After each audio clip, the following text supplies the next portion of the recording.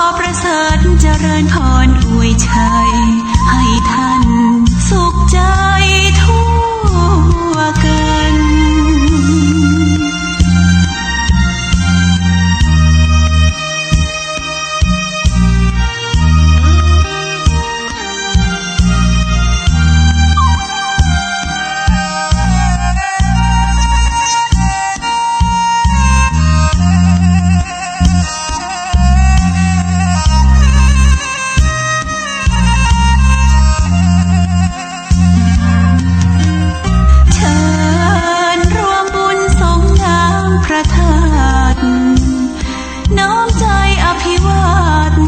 ขอบุญสุขใจ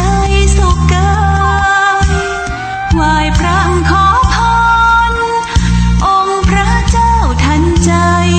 หลวงพ่อประเสริฐเจริญพรอวยชัยให้ท่านสุขใจทั่วกัน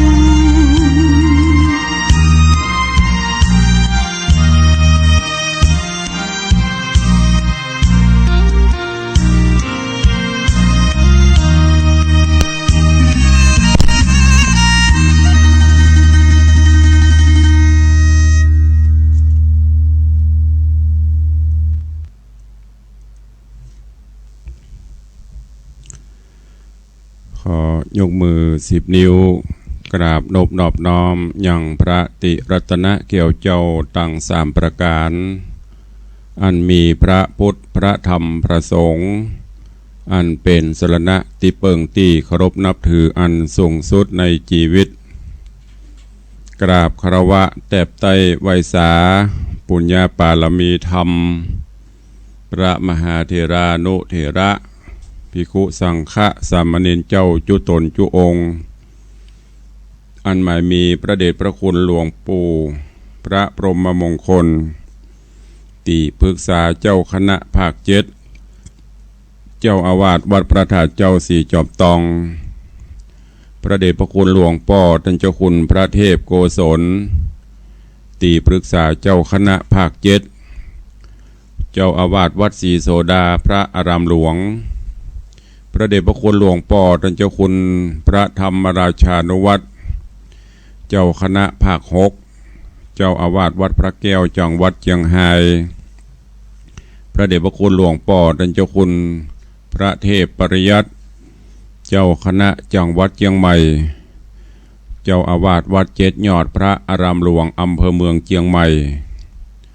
พระมหาเถรานุเถระครูบาสังฆะ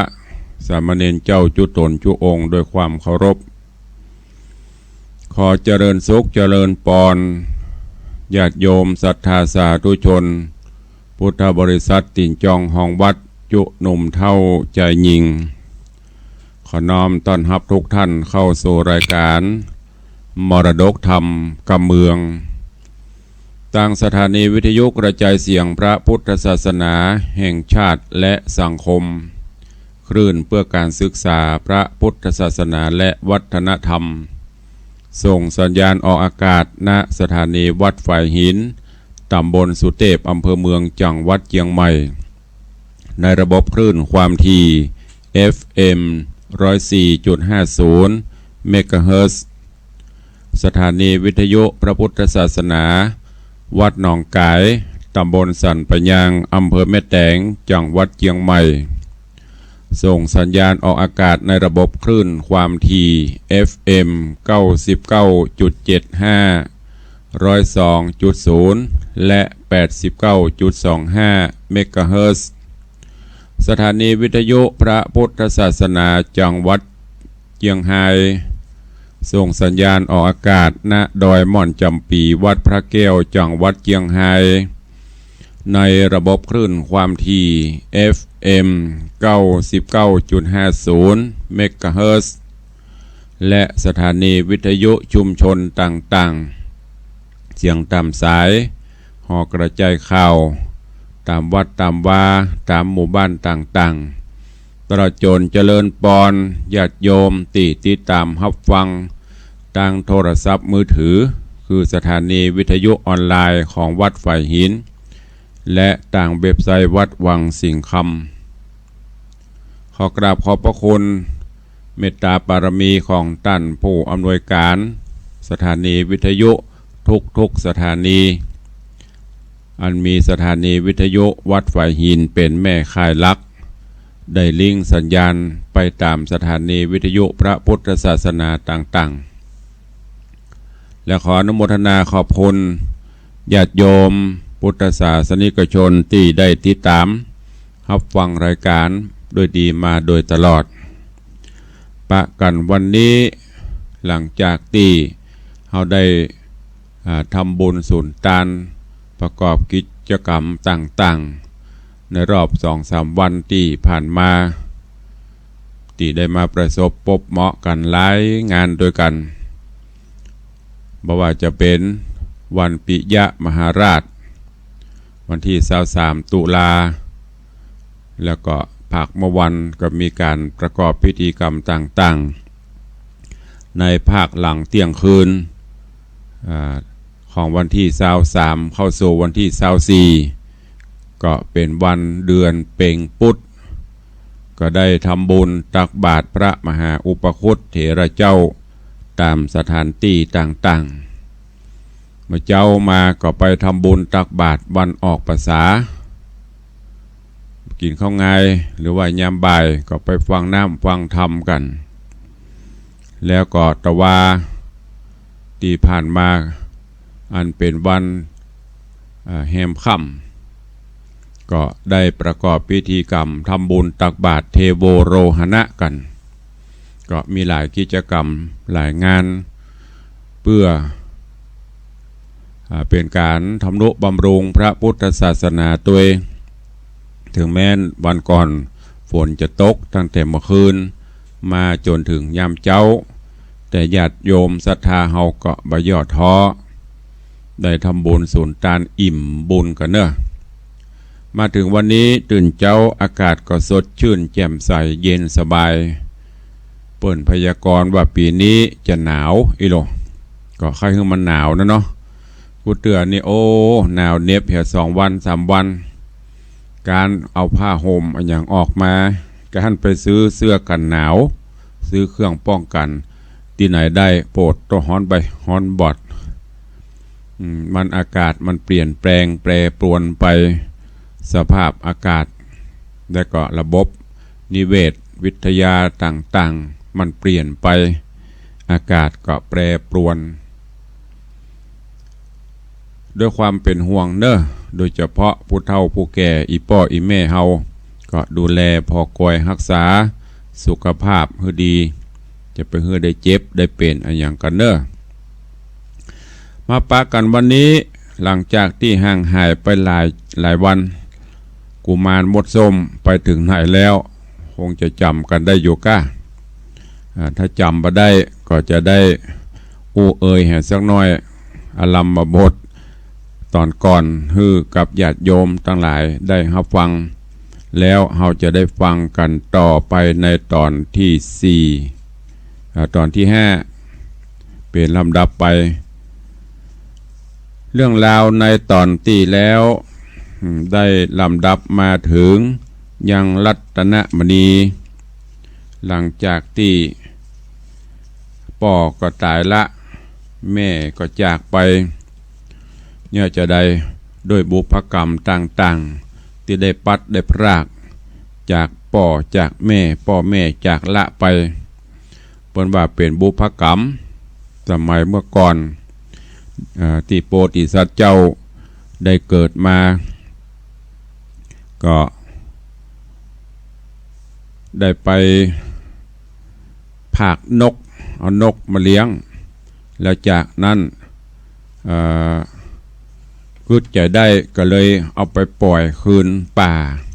โดยบุพกรรมอันนั้นเกิดมาก็เลยต้องมาผจญบุพกรรมปัดจากพ่อจากแม่ไปแล้วก็มาถึงบัดนี้ก็เช่นเดียวกันพ่อก็ตายละ แม่ก็ตายละเมื่อยามหนุ่มยามกำหลังจากที่พ่อตายละแม่ตายละต่างรัตนมณีก็ออกบ้านไป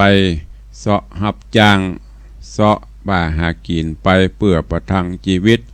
แต่จะได้ก็มีศีลมีธรรมประจำจิตประจำใจอยู่เสมอบ่ได้อันประพฤติปฏิบัติผิดศีลผิดธรรมอะไรอย่างแล้วก็ได้ไปพบไปปะกับพ่อเสียถีแม่เสียถีพ่อเสียถีแม่เสียถีซึ่งก็บ่มีลูกก็เลย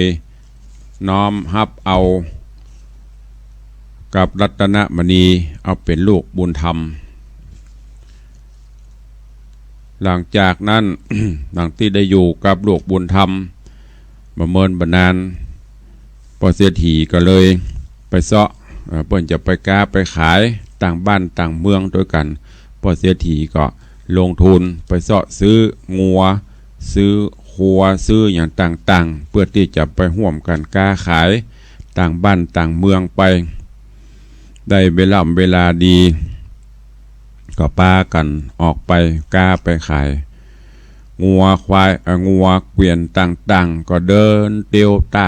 ตังกันไปเป็นหมู่โลจนกระทั่งไปถึงตีตาน้ำก็จะได้พักได้ย่างได้จอดกันเหียกรรมเปิ้นก็เอางัวเอาอย่างไปล่ำเสาะกินงัวกินหญ้ากินอย่างไปหมู่นั่นก็แปลงตูบแปลงปางกันไปรัตนมณีก็เช่นเดียวกันเอางัวเอาอย่างไปมัดล่ามแล้วก็ไปพักไปผ่อนปรากฏว่าไปหั่นใส่มดส้มกำลังแปลงแห้งกันก็ไปยืนแงนพอโอ้ก็เป็นดีอินดูเนาะบางตัวกำลังกาบเข็ดไม้กาบใบไม้จะไปแปลงแห้งไปพอจะถึงปักกระดิกยวะลงไปเหียต้องไปเอาแหมใหม่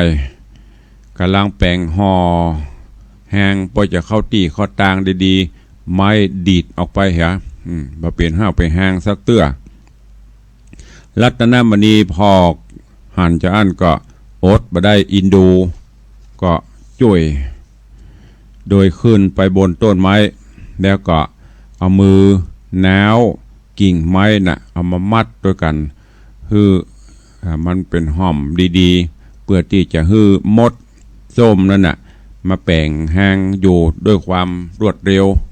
มันต้องลุดขาดพอได้เข้าตีเข้าตังมด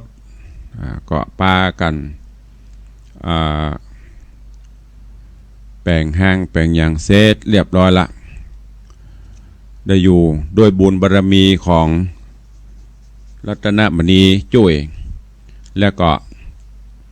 หมู่มดทั้งหลายมื้อนี้ก็เป็นมดที่มีความกตัญญูกตเวทิตาอิเตอะพญามดส้มก็มาถ้าบ่มีพ่อใจคนนี้มาช่วยเฮาก็คงจะบ่ได้คิดจะตอบแทนก็เลยแถลงเปตเป็นคนแล้วก็ไปเสาะถามหมู่พ่อกางัวต่างตั้งหลายว่าไผ่หันพ่อใจคนอย่างอี้พ่องติจ่วยแล้วไปถามไผ่ไปจ่วยฆ่าแปงภาษาแก้ววิมานคำนี่มีใจคนหนึ่งไปจ่วยแปงคือเซตไผ่ก็ตอบมามีไผ่ไปจ่วยสักคนจนพดไปถึงตีอันรัตนมณีอยู่ก็ไปถามว่าแม่นต้านก่อจ้าที่ไปจ่วยหมู่ฆ่าเขาเนี่ยแปลงห่อคำคือแปลงหางรัตนมณีก็ตอบว่าโอ้ข้าบ่ได้ไปจ่วยภายแปลงห่อแปลงคำอย่างที่ไหนเนอะมีอย่างเดียวก็คือได้จ่วยมดส้มไปเตื่อมไปกั้มมดส้มเพิ่มแปลงหางโดยไปหักกิ่งไม้คือเข้าหากันแบบปกปาดคือมดส้มได้อยู่ได้แปลงหางในตอนที่แล้วเทศนามาถึงตัดที่นี่เวลาหมดวันนี้ก็มาฟังกันต่อล้อว่ามดส้มพญามดส้มจะไปช่วยรัตนมณีหรือว่ารัตนมณีจะได้อันอย่างพ่องจากการสร้างกุศลบุญคุณงามความดีขอเจริญปอนญาติโยมศรัทธาเฮาเด้อตั้งอกตั้งใจฟังพระธรรมเทศนาปื้นเมืองเหนือในเรื่อง รัตนมณีกุมารมดส้มในตอนที่สี่เป็นลำดับไปณโอกาสบัดนี้ นะโมตัสสะภะคะวะโตอะระหะโตสัมมาสัมพุทธัสสะสัทธะโวฟังลาโสตุจันนาสัพปุริสะตังลายตั้งหญิงและชายหนุ่มเท่าที่ปากันเล่าทาดาฟังยังรัสธรรมเทศนารัตนมณีกุมารมดส้มลำดับลมมาถึงแถมแล้วเราขอเชิญศรัทธาหนุ่มเท่าทั้งหลายจุงตั้งใจภายถ่อมทาดาฟังต่อไปนานี้และนาเมื่อนั้นเศษนาหมดส้มได้ยินทีหูแจงตี้คนประสงค์มันก็น้อมตัวลงเข้าไปไกลโตบแต่งไว้ยังโภชนายกมือสาบาทไว้เจิญเจ้าบุญใหญ่กินอาหารเมื่อเจ้ากุมารกินอิ่มแล้วมันก็มีใจผ่องเพรียวกราบสรรเสริญว่าดูราเจ้ากุมารตนบุญใหญ่พญาแห่งข้าใจฮือมาขออาราธนาต้านเจ้าฮือใดไต่เต้าจอมตามไปถึงพระศาสตร์งามพญาเจ้าผู้เป็นเก้าแห่งปัลลาตานจักโทมนากุลแตนตอบแก่เจ้าผู้ประกอบด้วยบุญมากนักยาโสตัสสะวัจจานังสุตวาอาหะอันส่วนอันวาปรมาโพธิสัตว์เจ้าต้นหนุ่มเนากุมารหับปฏิญญาณกำปากแล้วกับอำมาตย์เกี่ยวต่างๆเจ้าก็ลีลาจอมเตี้ยวไต่ถึงป่าไม้ดงตันเจ้าก็เล็งหันหอภาษาดเหลื่อมยวดปูนแยงซ้อยสีแสงห้อยย่อนแถวดอกซอนเครือวานขันเงินขันคำจองแก้วงามเลิศแล้วต่อตามีตั้งอาสนะพาลวาดเต้นเกี่ยวคาดสีแสงเต้นคำแดงเรียงจอดแล้วประดับด้วยแก้วคำขามีราชกัญญาวงแวดล้อมเห็นแห่ออมเป็นปริวารตนเจ้ากุมารไปหอดแล้วยังพาศาสตร์เกี่ยวหอลือเจ้าก็ยกกับปุ่มมือไว้วาดยังเต้าราชลาจาเกิดว่าพญามดส้มเป็นเจ้าว่าข้าแด่พระพันเผ่าศิราสาตนอยู่ในดงหนาป่ากว้างต้านนั้นมีกิจจะอังการใดใจเสนาไปบอกข้าฮือมาน้อมนาอยู่นี้จาส่วนว่าพระญามดส้มตัวใหญ่ก็ตันถอยไทยทำจาวัดดูรักกุมาลาเฮยใจอ่อนเจ้าก็บ่หอนเกยหันหิโยในวันวานี้เล่าที่เจ้าได้มาช่วยแปลงหอคำเป็นการกระตามอันจอบประกอบโดยหลวงธรรมเจ้าบ่มีใจดำหมิ่นมอมีตาพอดอมได้บ่จิบาจิแห่งกายใจจื้นหันผู้อื่นกระทำการช่วยเหลืองานเตื่อมกรรมเป็นการดีเลิศลำเหลือลายอุทิศกำลังกายบริจาคเฮานิหากได้หาน ก็มีใจหวานหวังคองประดุดดังปีน้องสหายคำมีใจใคร่กระทำกุลตอบเจ้ามีใจชอบใคร่ใดอันใดแม้นมีจะหายใครใดยังเหือนและบานก็ฮือกล่าวตานแน่มาแม่นใครใดวัฏฐานผ้าแผ่นก็ฮือเจ้าแก่นไทยแน่แห่แน่กะปันแม่นว่าใครใดสุวรรณงามสะอาดเป็นสุวรรณชาติสิ่งกีก็ฮือก็ขอฮือไขจีบอกตานเฮาจักฮือด้านได้สมหวังทะลาต่างโสตัวโพธิสัตว์โตเมื่อนั้นโพธิสัตว์เจ้าจริงนบกลมเกลาถวายกรรมว่าข้าแด่พระองค์คำเป็นเจ้าอันว่าวัตถุเข้าของเงินคำหัวควายนานามจางมาข้าบอกว่าจักเอาเพราะเป็นการมัวเมาในโลกบัดต้องตุกบ่ฮือต้องตุกโศกนักแน่ข้าเต้าใครใดสิบปะมันตาอันวิเศษอันเป็นเหตุหูกรรมสัพพสัตตาอันอยู่บนแผ่นดินนาและในน้ำหูเสียงซ้ำจบทอง หูวิสัยของสัตว์ทุกสิ่งขอฮือเจ้าจอมมิ่งจุงสอนปันพญาหมดส้มได้ยินได้ฟังแล้วยังกรรมเจ้าหนอแก้วโพธิญาณ พญาหมดส้มก็มีวัจนาการต้านตอบสัมโมทนิยะประกอบโดยปิญญาว่าดูรากุมาราใจเบาฟังกูจะกล่าวฮือกะถามึงจุงจะดาจำฮือได้ก่อนจักเฮียนไว้ติปะมนมึงจุงเป็นคนรักษาศีลหามีใจแก่กล้าในกุศล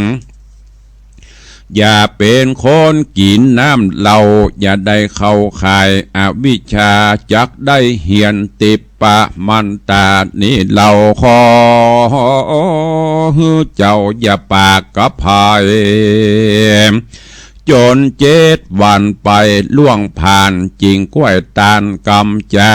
เจ้าจักสมถาฮับได้กาว่าบอดได้รัตนมณีหนอท้ายได้ฟังก่อนน้อมสิสังกมกล่าวว่าคันนี้เล่าจำได้ทุกประการ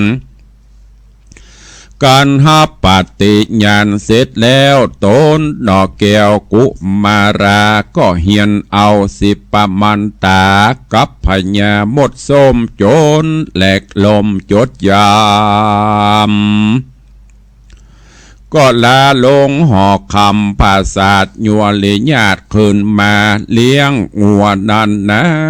อยู่สันเก่าบอดปากตันเหล่ากับพายโซลิเยยาเมื่อตาวันใส่ตกต่ำตุกผู้พร่ำขับงัวเสียงวันนัวมีก็อองนับตัวต้องโด่งหลวงเอางัวตังปวงมัดแหล่งตามที่แห่งภัยมันหมู่ป้อก้างัวนันทุกสิ่งเสียงขับซอยิงกะลงกรอนแสนปูนวอนนักแก่เป็นป้อกาแลแหลมเตียวย่างดงเขียวเถื่อนทองนับตัวตองดงดอยวันนั่นแหละนะอาทากาเลน้อยกาละนอนส่วนว่าป้อกาตังลาย มวนหมู่ทุกผู้กล่าวว่ากินเผาห้องกันเอาทุกปากทุกผู้หากเจียนจามเหมือนกะละอ่อนปังเก่าลุมหมู่เขากันกินส่วนว่าพระนารินหนุ่มเนาก็บอตันเราถอยจะพายตากินเข้าไปบ่ปากปองเจ้าหมู่ห้องก็บ่ปากเต่ากลมแน่ลับตาดักบ่ปากบ่ตันถอยมากกำสางบ่เหมือนปางลังเขากะบางลังแต่ก่อนเขาเหล่านั้นบ่หอนเกยหันยินอัศจรรย์แต่เล่าว่าใจหนุ่มเนาเป็นสันดานมีความสงสัยเหลือจะกล่าวจริงตันถอยเป่ากันมามีอุกกีหลวงนั่นแน่เป็นเก้าว่าลูกเก็บไอเท่าโอสักกีเป็นจะได้บ่มีกำปากตุกผู้หลากสังกาเป็นสันใดจาลูกไอเท่าเมื่อยามเจ้าก่อนกินเข้างาย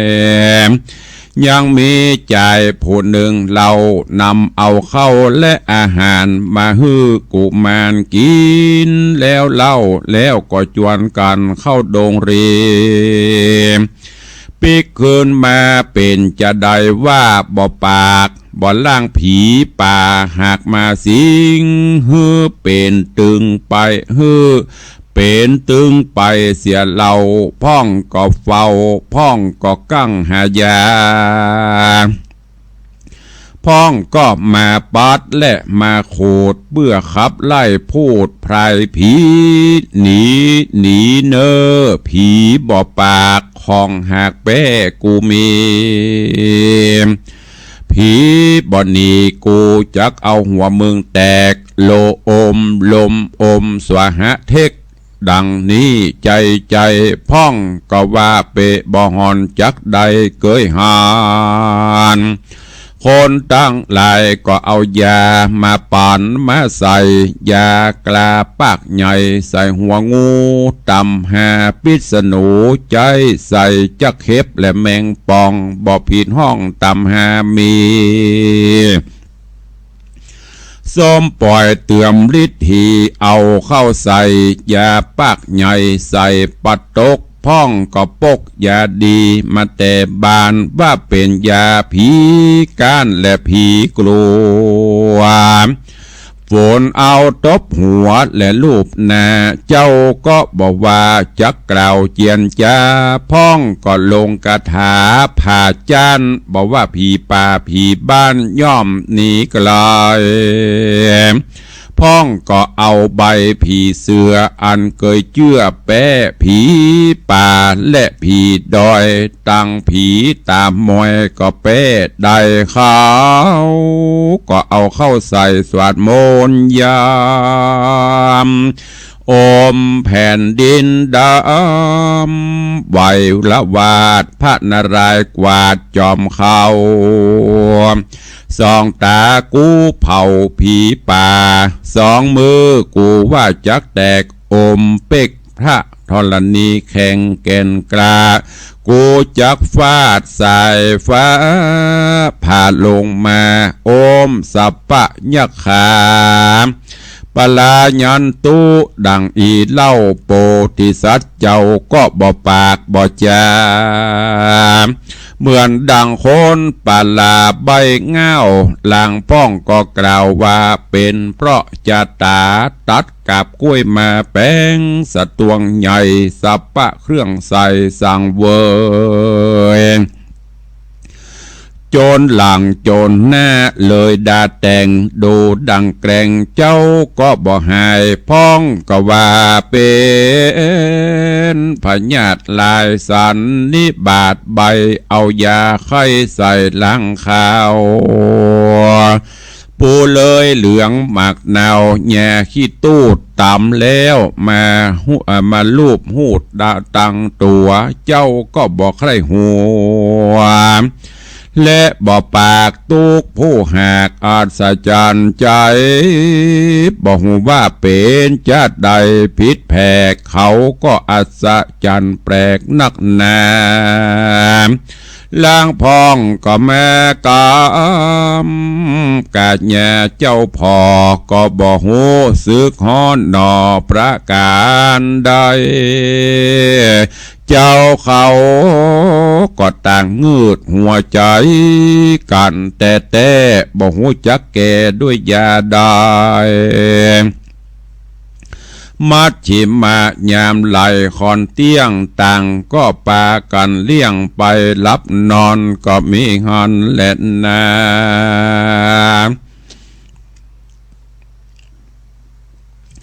สาธโวฟังลาโสตุจนะสัพปุริสะต่างหลายกระแสสายธรรมเทศนาอันนี้เล่าจักจะเข้าเจ้าโพธิสัตว์อันสงัดเสียงบ่ปากทุกผู้หากยินลายการเถิงยามบันพวกเจ้าฝูงหมู่เจ้าปณิจจาเขาก็พร้อมกันด่างอวดแล้วก็กลากลาดแก้วเสียปังเสียงพังลังดังมีกองเสียงเอิ้นด่าห้องอวดเตียวเข้าดงเขียวป่าใหญ่เตียวตามไตต่างเปียงสัตตะสำเนียงเองหิงฟังแล้วยิ่งบอนใจงัวไผ่งัวมันไล่ห้องเพื่อจักไปสู่ห้องเมืองลำมะวตีตามกิลีปามไม้เล็งหันใดใหญ่ดะใหญ่ตามเกือว่าไม้สร้างคำเหี่ยวย่อนไม้ไผ่หอนเป็นก้อไม้ให้นอนน้อมเนือกไม้เสี้ยวเปลือกข้าวพรออกแซมซอนห้อมหวยเครือกล้วยย่อนปรียาวดงป่าเต๋ามือกลุ่มคุ้มไม้หุ้มเครือวันดอกดวงหันบ้านสะผู้พระมลาเพิงผู้บินตอมโจมกันทะหอมดอกไม้ซับสอดใส่โผบินกลางปีกบินเสยผ่านสีโก้งกันเล่นลายไผ่มากลายเงือพอหันผาจอดดอยจานหินผาตันก่อนใหญ่กองกวางควายสุ่มซ้ำกาดำและนกตูมาห้องอยู่ปลอมเฟยนกปอเฮยขานเสียงสว่างนกเอียงดังและกะเว้าดำนกเอียงคำมีเป็นหมู่กาดละเวกอยู่ใหญ่ยังนางนีบังฝวยไม้ตัวเติบใหญ่เหมือนคนวอกเป่าโยนการกิ่งหันคนวิ่งไปมาแปลงหน้าแปลงตาจุหลอกสลิดสอกอกมายาเตียวดงหน้าปากว่าอ่างหันหลายอย่างในไพรข้ามตีในก็ยังหันตามลำดับจันคราวต่างแปลงตูปังยังจอดเจ้าแก้วยอดกุมารก็บอกใครขากำเล่าดักอยู่อย่างเก่าสันเดียวปางเมื่อเปิ้นเตียวเจ้าก็ไต่เตาปางเมื่อเปิ้นกินเขาเจ้าก็กินแต่ไผ่บ่ได้ยินเสียงเจ้าฟูเป็นอย่างอี้อยู่7 วันครบกำหนดสัญญาหมดส้มสั่งเป็นไปดังติบประมันตาเจ้าก็โหภาษาสัตว์เสียงซ้ำคือว่าสัตว์อยู่ในน้ำและบนแผ่นดินดังสัตว์มีปีกบินจับ กิ่งไม้หินยุงหญ้าหน่อยใหญ่สัพพสัตตาเจ้าหูภาษาเขากู้อย่างหูความต่างๆเป็นไปเจ้าจริงภาษาไหลตันฟู่กับโดยเจ้าหมู่จุมเตวจะหยอกเขียวเหมือนเก่าฝูงพ่อกะหนุ่มเท่าตัวกันยินอัศจรรย์ใจหลากยิ่งได้ออกปากปุชชาว่าเมื่อก่อนวันว่าแต่กี้มึงนี้เป็นจะได้บ่จาโปธิสัตตาตนหนุ่มเนาจริงใครบอกเล่าปันกามว่าข้ารักษาศีลกรรมไว้มันครบ7 วันนานจริงจ้าส่วนที่เจ้าหูภาษาสัตว์น้อยใหญ่เจ้าก็บ่ได้บอกภัยฟังเจ้าปิดบังหุมหีหูแจ้งทีแต่คนเดียวก็มีหันแหละนะสุริเยยามเมื่อตาวันตกต่ำลงแหลงค่ำอ่อนจอนนกนอนก่อนจับกิ่งเขาตั้งหลายกิ่งมัดยังงัวเสียงแน่นัวเหมือนดังเก่าเอิญดังงัวเล่าบุบตีจนยามร้อยที่เขาข้ามต่างผู้ต่างพำด้านนอนเหมือนเดิมอ่อนปางเก่างัวต่างหลายนั่นเล่าไผ่มานก็พักนอนกันตามแหล่งที่เจ้ามันแต่งมัดหมายงัวตั้งหลายนอนเกี่ยวเอื้องแย่หุบงาบปากจุตัวยังมีงัวตัวเนื้อลา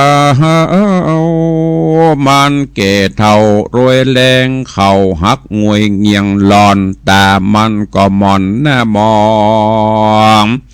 หลังเป็นจ้องผอมจากกากนอนซ่อนเอื้อมปากครวนกลางว่ากูเตียวตางยินอีดเมื่อยเน็ดหนาวเหนื่อยไปตั้งตัวเจ้าเหนือหัวกูก็บ่แปลงสักหน่อยเอาไม้ค้อนต่อยตีหลังเป็นตุกขังนักแก่แห่งกูก็บ่เหมือนแต่ก่อนปังอ่อนน้ำนักหลังก่อนแห่หมื่นแน่บ่จื้นนอนครางเมื่อนานงัวในปางตุกผู้ต่างเอิ้นอู้จากกันเสียงเนืองนั้นมีกองลางพ้องบอกว่าข้าเจ็บหางลางตัวนอนครางหลังวากน้ำนักเข้าถากถูลางพ้องก็ว่าเจ้ากูจังเหลือแก่ของบ่แป้ก็เขจามด่าโดยกรรมพรุษสวาดไม่เสฟาดเสไปซ้ำเดินคราวไกลใจจ่าตั้งน้ำและแย่กูก็บ่ได้กินเจ็บปวดตีนแต่ใบแดดฮ้อนไม่ก็บ่ปลดเตียวต่างอดใจกล้ามันซ้ำเอิ้นด่ากรรมลายว่าเฮือเสือลายมากินมาลากแถมเอามีดถือถากฟันแต่งอิดหิวแห่งเสียงซ้ำญาและน้ำบ่ได้กินอิ่มเต็มใจเขาสั่งมาเขเฮาไปเตียวไตเป็นตุกใหญ่ใจมองไป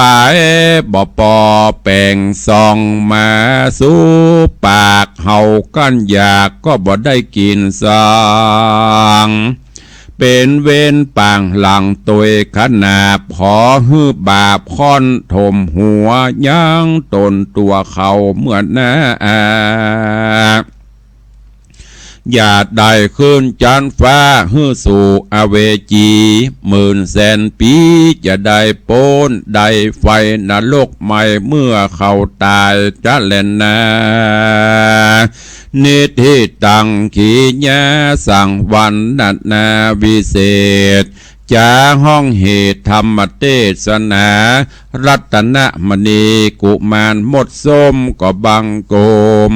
สมเรศเดช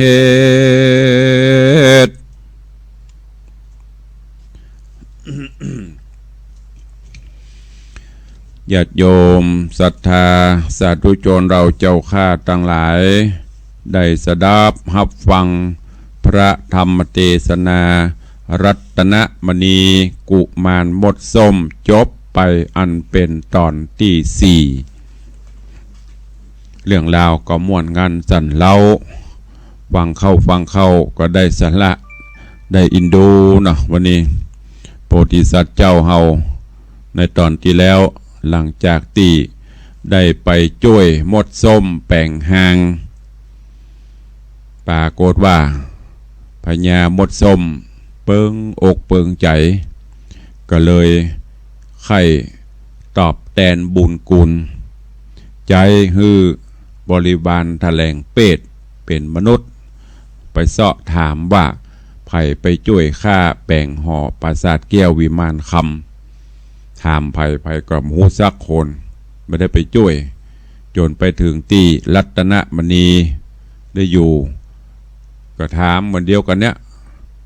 รัตนมณีก็บอกว่าโอ้ไม่ได้ไปช่วยภายแปลงปราสาทแก้ววิมานคำอย่างที่ไหนสักตีเพียงแต่มีอย่างเดียวตะวานี่หลังจากมัดงัวมัดอย่างเอาแง่เอาน้ำหึ่งงัวกินแล้วก็เตี้ยวแอวตามป่าตามเขาตามต้นไม้ก็ไปแงนใส่หานมดส้มอย่างที่ได้กล่าวไปแต่ต้นนะก็ได้ช่วยไปพอได้ยินอย่างอีบริวารมดส้มในร่างคนก็หยอบนั่งลงก้มกราบบอกเรื่องราวต่างๆฮือกับรัตนมณีโฮก็ดีใจจากนั้นก็ปากันไปยังภาษาทในวัดที่มดที่พญามดส้มอยู่พญามดส้มได้หันได้หูต่างอูต่างจ้าถามกันเรื่องราวต่างๆเสร็จพญามดส้มก็ค่อยตอบแทนกุล รัตนมณีว่าท่านเป็นผู้ที่มีบุญมีกุลแก่หมู่เฮาทั้งหลายก็จะได้ภายโพดตอบแทนท่านค่าได้อันอย่างอันใดเป็นแก้วแหวนแสนสิ่งเป็นเงินเป็นคำเป็นอย่างก็บอกมาเตอะเฮาจะฮื้อรัตนมณีก็บอกว่าโอ้บักค่าได้หยังหมู่นั้นมันเป็นของตุกเฮาแค่ได้เนี่ยวิชาความรู้ที่สามารถฟังเสียงสรรพสัตว์ทั้งหลายได้บอกว่าจะเป็นนกหนูกุกาไก่แม้แต่เสียงยุงบินแม้แต่เสียงต่างๆที่เป็นสัตว์ทั้งหลายเนี่ยขอให้ฟังหูเรื่องต่างพญามดส้มก็บอกโอ้บ่ยากได้กะเฮาจะฮื้อแต่ว่าต้องสัญญากันก่อนเนอะว่าฮื้อท่านอยู่ในศีลกินในธรรมจิตใจจะต้องมั่นคงเป็นศีลเป็นธรรมเนอะถ้าบ่มีศีลบ่มีธรรมแล้วไปเฮียนอย่างก็ตึงประจำคาถาอาคมก็บ่สำเร็จผลรัตนมณีก็บอกแล้วก็หลังจากที่ห้ามเฮียนจบแล้วห้ามปากห้ามอู้กับไผมีแค่กินก็พออย่างเดียวปากห้ามใจเป็นเวลา7 วันรัตนมณีก็ฮับปากจากนั้นพญามดส้มก็สอนวิชาความรู้เกี่ยวกับการหูการสัมผัสเสียงสัตว์ต่างๆหูจนจบก็ได้เวลาที่จะต้องเดินทางต่อพอดีรัตนมณีก็ลาพญามดส้มแล้วก็มาเก็บพัวต่างหลังงัวเหมือนเก่าเหมือนเดิมจากนั้นก็เดินทางต่อไปกับหมู่คณะในระหว่างทางบปากบจากัภัยสักคนไผถามกับปากไผยัยก็ตึงว่าบือมีกระพอ เขาก็ตั้งหลายก็แปลวันนี้ลูกบ่าวของลูกบ่าวของโอซากิมาแปลกเฮ้ย ถามจะได้กำปอกบัลลังก์ผีกะผีซื้อผีปอบเข้าสิงกะอะไรอย่างเข้าสิงกะแต่ละคนก่อนไล่กระถาก่อนได้เอายาเข้าใส่ก่อนได้เนี่ยยายก็เหี้ยวแบบปากบจ๋าเขาก็เลยมันเป็นอย่างปากันเดินต่างต่อไปจนกระทั่งครบถ้วน7 วันรัตนมณีก็กลับเข้ามาเหมือนเดิมเริ่มเริ่มจ่ากับหมู่ทั้งหลายเขาก็ใจวันนี้มาแปลก7 วันบ่วันนี้มาเจ็บพะเมาะก็ถามกันไปต่างๆนานาแต่รัตนมณีก็บอกว่าไปเฮียนคาถาหูสรรพสัตว์เสียงสรรพสัตว์บอกเพียงแต่อยู่กันไปกันไปพอได้เวลาพักก็พักย้างเอางัวเอาควายเอางัวต่างนะไปล่ามไปมัดปลดของที่ต่างหลังงัวหลังอย่างออกก็ปรากฏว่าไปได้ยินงัวพร่ำพรรณนาถึงความทุกข์มีงัวเท่าตัวหนึ่งเตียวก็บ่ไหวโซซัดโซเซกะพร่ำพรรณนาว่าเท่าแก่มาเขาก็ยังมาขับมาเขน้ำหนักก็ใส่นักเหียบางตัวก็บอกว่าค่ากับเหมือนกันนะเอากัดเอาอย่างก็สลอมาซุปปากเหียกินยังก็ไม่ได้กินจมไปสปะสปันนะอันเนี้ยรัตนมณีฟังหูแล้วหรอพอฟังเสียงสัตว์ออกงัวควายต่างๆที่เขาไปใกล้ใจเปิ้นนะเปิ้นก็จมก็เดือดแจ้งตอนแล้วนะเขามันนี่เขเฮาวังคดีเตะกรรมจะมาตอบมาตันเขาย้ำเมื่อเขาตายไม่ดุมได้ขึ้นสวรรค์จันฟ้าเนี่ยไปอยู่ในมรณะ6 จีเปิ้นเป็นหมื่นปีแสนปีอันนี้รัตนมณีได้ยินหมดเรื่องราวจักเป็นจะได้ก้อยติดตามฟังว่ารัตนมณีฟังได้แล้วจะไปบอกเขากาบอกกาว่างัวจมอย่างอันอย่างอี้กาจะได้กาไออย่างจะเกิดขึ้นต่อไปขอเจริญปอนญาติโยมก้อยติดตามท่าฟังกันในตอนต่อไปเนอะวันนี้หลังจากได้รายการก็ขอเมตตาเวลาประชาสัมพันธ์ข่าวสารให้กับญาติโยมทั้งหลายได้โมทนาสาธุเนอะก็เป็นข่าวที่น่ายินดีที่แรกก็ซับไปซับมาเด้อ กับการทำบุญกฐินสามัคคีของวัดวังสิงห์คำกำหนดการเดิมนั่นก็จะตอดกันในวันอาทิตย์ที่4 พฤศจิกายนที่จะถึงนี้ก็พอดีหลังๆมามันบอกว่าได้รับแจ้งข่าวที่เพิ่นแจ้งเจ้าภาพแจ้งมาเป็นทางการก็นึกว่าถ้าจะพลาดปีนี้กนมทีก็เลยแจ้งศรัทธาว่าจะเลื่อนออกไปปรากฏว่าตะวาก็ได้รับแจ้งข่าวดีมามีเศรษฐีใจบุญนายทุนใจดีเพิ่นจะมาเป็นเจ้าภาพเป็นประธานแล้วก็กำหนดการวันเวลาก็เอาตามเดิมคือวันอาทิตย์ที่4เหมือนเดิมเพราะฉะนั้นตุลุงก็ขอแจ้งญาติธรรม FC แฟนรายการเฮาทุกท่านก็งานบุญกฐินสามัคคีของวัดวังสิงห์คำก็ปิกมายึดถือเอากำหนดการเดิมคือวันอาทิตย์ที่4 พฤศจิกายนพุทธศักราช 2561ในเมตตาบารมีธรรมของท่านอาจารย์วารินทร์บัววิรเลิศพร้อมคณะศิษย์และศรัทธาเฮาเจ้าข้าทั้งหลายที่ร่วมกันเป็นกองที่ตุลุงได้เชิญชวนกองละ299 บาทหรือตามจิตเจตนาศรัทธาที่จะตอดถวายในวันอาทิตย์ที่4 พฤศจิกายนนี้เวลาประมาณบ่ายโมงก็เชิญทุกท่านร่วมกันแล้วก็ขออนุโมทนาบุญขอบคุณกับญาติโยมที่ร่วมมาตวานี้ก็มีคุณโยมนางสาวกาญจนามโนบงบ้านหนองควายคุณโยมแม่คำอามะลิบ้านหนองบัวหลวงวันนั้นเป็นเทศที่วัดจอแลหลวงโยมแม่อุ้ยคำอามะลิก็ร่วมโมทนาบุญมาแล้วก็มีแม่คำน้อยพิเคราะห์งามได้น้อมนำปัจจัยมาร่วมโมทนาบุญตัวกับตุลุงในวังวันนั้นไปปุ่นได้ไม่2 กล่องก็ขออนุโมทนาตัวนอกจากนั้นก็มีคุณโยมพงศกรแสนมุดพร้อมครอบครัวหนองควายห่างดงร่วมโมทนาบุญเมื่อตะวานี้ขอบคุณทุกท่านที่ได้ร่วมบุญกุศลมาก็ฮับไปเรื่อยๆจนถึงวันที่4 ท่านใดจะร่วมบุญตัวเองแล้วก็วันที่27ที่จะถึงนี้ก็เชิญร่วมบุญกุศลกฐินสามัคคีของมหาวิทยาลัยเชียงใหม่ร่วมกับญาติโยมศรัทธาญบุญทั้งหลายจะนำไปถวายที่วัดฝ่ายหินตำบลสุเทพอำเภอเมืองจังหวัดเชียงใหม่ก็ขอเจริญปอนญาติโยมได้ไปร่วมกินร่วมทานไปร่วมโมทนาบุญที่วัดฝ่ายหินอันเป็นที่ตั้งสถานีฮอนเนอร์นอกจากนั้นก็ได้ทราบข่าวแจ้งข่าวจากทางท่านเจ้าพระครูธีระสุตพจน์ฝากข่าวประชาสัมพันธ์เชิญชวนญาติโยมทั้งหลายร่วมเป็นเจ้าภาพกระเบื้องมุงหลังคาโฮงหลวงกระเบื้องมุงหลังคาโฮงหลวงถวายต้านเป็นกตัญญูกตเวทิตาอุทิศแด่ครูบาเจ้าศรีวิจัยพร้อมกับด้วยถวายเป็นต้านแด่ครูบาศรีวิจัยและคณะลูกศิษย์ลูกหาที่ได้ร่วมกันสร้างทางขึ้นดอยสุเทพซึ่งเปิ้นจะแปลงตีบนห้องอย่างก็มูลนิธิศูนย์มูลนิธิพระครูบาตีลานครูบาน่ะที่ใหญ่ๆน่ะเพื่อจะแปลงเนอะเชิญญาติโยมศรัทธาไปร่วมกันเป็นเจ้าภาพตามจิตเจตนาศรัทธาเนอะร่วมบริจาคซื้อกระเบื้องมุงหลังคาโฮงหลวงครูบาที่ควงลานครูบาโดยพร้อมเพรียงกันเนอะ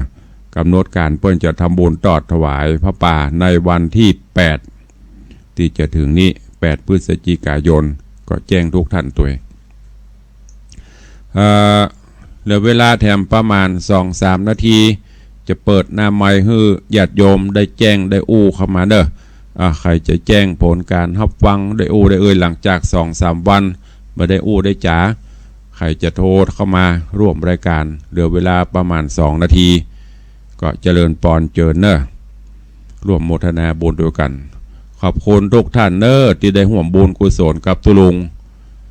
จะนักจะน้อยก็ตามจิตเจตนาศรัทธาเราไม่ได้กำหนดกฎเกณฑ์อันใดและที่สำคัญได้มาเยี่ยมมาเยือนมาแอวที่วัดวังสิงคำตัวก็ขอขอบคุณอนุโมทนามาณโอกาสนี้ตัวเพราะไม่ได้เทศหลายวันศรัทธาคงจะหนีไปที่อื่นหมดละเจริญปอนฮัลโหลขอบคุณไม่กวงสันสายเจ้ารายงานตัวเจ้าชัดเจนดีเจ้า ขอบคุณมามีแล้วก็มีสายเดียวมีแค่ไม่กวงเนาะก็เพราะมีสายก็ดีกว่าไม่มีเวลาก็เหลือ2 นาทีจะได้คืนเวลาเผื่อเปิดมีข่าวประชาสัมพันธ์ก็ขอนำรายการจากญาติโยมศรัทธาไปก่อนเนอะก็พบปะกันในเจ้าวันต่อไปวันนี้ขอความสุขสวัสดีจงบังเกิดมีกับทุกท่านอยู่ดีมีสุขเหมือนกันทุกท่านทุกคนจุตนจุองเนอจัตตาโลธรรมาวัฏันติอายุวันโนสุขังพลัง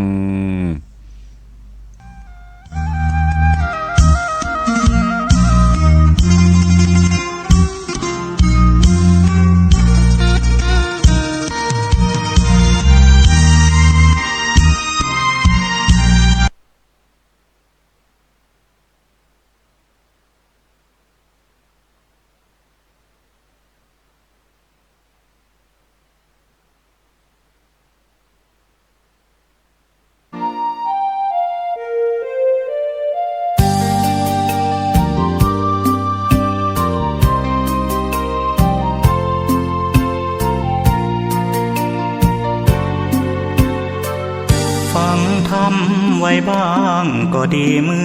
อนกันให้ตัวเรานั้นจะได้จำพระธรรมใส่ใจมืดมนคนเคล้าเหมือนกบเท่าเฝ้ากอบัวใหญ่เพิ่งบินชมแกสอนชื่นใจกบอยู่กลาง